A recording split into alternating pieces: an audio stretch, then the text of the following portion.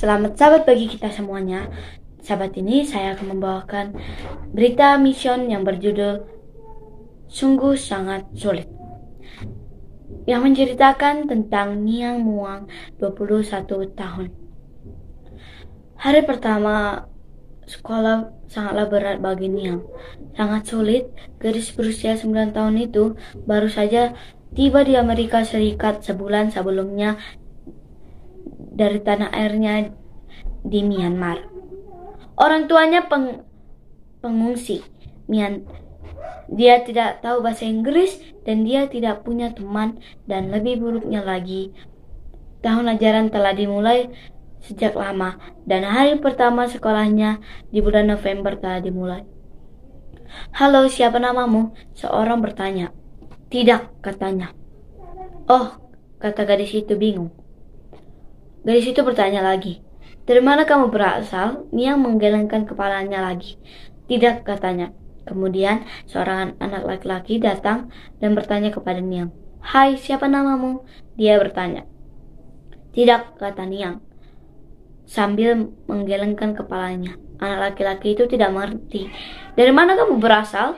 "Tidak," kata Niang mengguncangkan kepalanya lagi. Dia hanya tidak mengerti apa yang diminta anak-anak karena dia tidak tahu bahasa Inggris. Dia duduk dengan tenang sepanjang pagi di kelas. Saat makan siang, dia mengikuti anak-anak pergi ke kafeteria.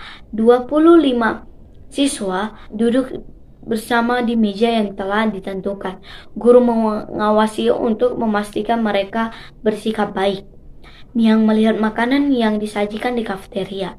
Ada keju nako dan suiran daging, pizza kecil, nugget. Makanan itu sangat aneh baginya. Dia terbiasa memakan daun sawi, daun kentang, selada air, kacang merah, dan lentil jeruk. Setelah mencicipi makanan aneh itu, dia kembali ke kelas dan duduk dengan tenang sampai sekolah berakhir untuk hari itu. Di rumah dia berdoa kepada Tuhan. "Ya Tuhan, tolong bantu saya agar bisa bertahan untuk hari selanjutnya di sekolah," katanya. "Bantu saya untuk tidak dapat masalah. Banyak hal di sekolah yang membingungkan. Dia tidak tahu di mana itu dan dia tidak bisa menanyakan arah karena dia tidak bisa berbahasa Inggris. Saat guru memberinya tes pilihan ganda, dia tidak tahu harus berbuat apa. Dia tidak bisa memahami pertanyaannya dan dia tidak tahu bagaimana cara menjawabnya. Dia secara acak melingkari jawaban. Terkadang guru marah. Beberapa anak akan mulai berbicara pada saat yang sama dan kebisingan semakin keras dalam kelas. Guru tidak suka itu. "Diam semuanya," dia akan membentak. Anak akan terdiam sejenak, tetapi kemudian lupa. Pembicaraan itu akan menjadi keras lagi. "Diam!" guru berteriak. Sekali lagi ruangan itu sunyi untuk beberapa saat. Tapi kemudian pembicaraan akan dimulai. Guru tidak tahan lagi. Semua orang selama makan tidak boleh berbicara kecuali Niang. Niang menyadari bahwa gurunya bersikap baik padanya karena dia tidak pernah berbicara di dalam kelas. Niang memutuskan bahwa lebih banyak diam sepanjang waktu daripada dimarahi oleh guru. Di rumah, dia dengan cemas berdoa setiap hari. "Ya Tuhan, tolong bantu saya agar bertahan di sekolah 1 hari lagi. Bantu aku agar tidak mendapat masalah dengan guru. Dan jaga agar aku tetap aman setiap berjalan ke sekolah. Amin." Kelas 4 berat bagi Niang, tetapi kelas 5 lebih baik. Dia tahu jalannya di sekitar sekolah, jadi dia tidak perlu menanyakan arah. Dia mulai berbicara bahasa Inggris dan berteman.